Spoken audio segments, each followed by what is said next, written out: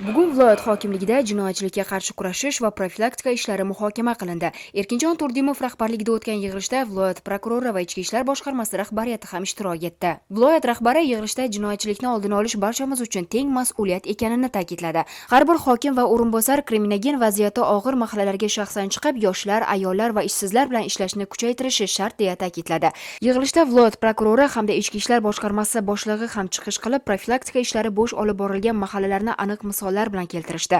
Masalan, Sardoba tumanida Fayzliobod va Xalqobod mahallalarida rejaga qaramay uchrashuvlar o'tkazilmaganligini, Oqoltin tumanida esa Ko'rkamdiyor va Yangi Davr mahallalarida ijtimoiy muammolar yetarlicha hal etilmaganligini bildirishdi. Erkinjon Turdimov haftalik holatni tahlil etib, hafta davomida viloyatda 4 ta jinoyat sodir etilganligini, harakat qilsa ularning barchasi oldi olinishi mumkinligini bildirdi. Xususan, Sirdaryo tumanida 2 ta bezorilik, Boyovutda qasddan og'ir shikast yetkazish va Sayxunobodda o'g'rilik holatlari qayd etilganligiga alohida to'xtalib o'tdi. Hudud mas'ullaridan izoh so'raldi.